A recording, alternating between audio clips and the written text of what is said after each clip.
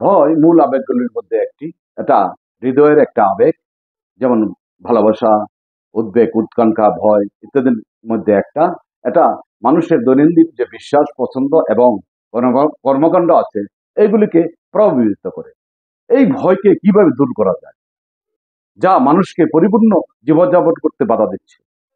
যদি না আমরা ভয় পাওয়া বন্ধ করি, তাহলে যে সত্যগুলি আমাদের সামনে থাকে তা থেকে আমরা কখনই ভয় এবং উদ্বেগ ছাড়া পুরোপুরি বাঁচতে পারি না।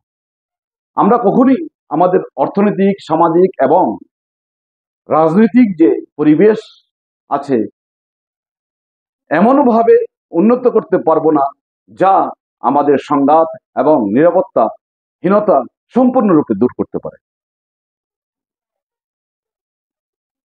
ভয় পাওয়া ভালো, খারাপ না।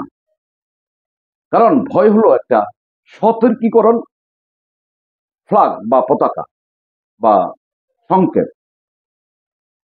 যেমন আমরা যখন আমাদের সামনে কলেজ পরীক্ষা, স্কুল পরীক্ষা থাকতো, তখন আমরা ভয় পেতাম যদি খারাপ রেজাল্ট করি তাহলে আমাদের ভবিষ্যৎ অন্ধকার, পরিবারের কাছে একটা দায়বদ্ধ আছে, এবং পারিপার্শ্বিক মানুষ কি বলবে, আশেপাশের মানুষ কি বলবে, হ্যাঁ, পাড়া প্রতিবেশীরা কি বলবে। এই ভয়তে আমরা ভালো রেজাল্ট করার একটা তাগিদ ভিতর থেকে অনুভব করতাম আমরা, এবং এই জন্য আমরা ভালোভাবে প্রিপারেশন নিতাম এবং ভালো একটা রেজাল্ট করতাম। এটা আপনাকে নতুন একটি দৃষ্টিভঙ্গি দিবে।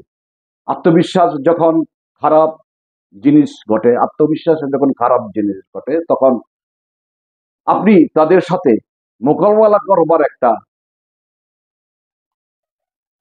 সুযোগ পেতে পারেন। মানুষ বিভিন্ন কারণে ভয় পেতে পারে। মানুষ যখন কমপ্লেক্সে ভোগে যে আমার থেকে অন্যরা ভালো, সুন্দর, অন্যরা এই জন্য মানুষ ভয় পাবে যে অন্যরা তাদের পছন্দ করবে না, ভালোবাসবে না ইত্যাদি। যেমন যখন যদি আমরা অতিরিক্ত পরিপূর্ণতার দিকে ঝুঁকি,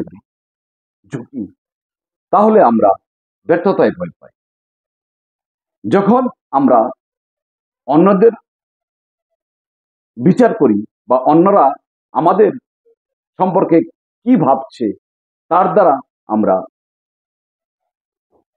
প্রভাবিত বোধ করি, তখন আমরা অযোগ্যতা এবং অপর্যাপ্ত বলে ভয় পাই। যদি আমরা অন্যদের থেকে দূরে থাকার, নিজেদের কিছু অংশ লুকিয়ে রাখার প্রয়োজন বোধ করি, তাহলে আমরা প্রত্যাঘাত হওয়ার ভয় পাই। ধন্যবাদ।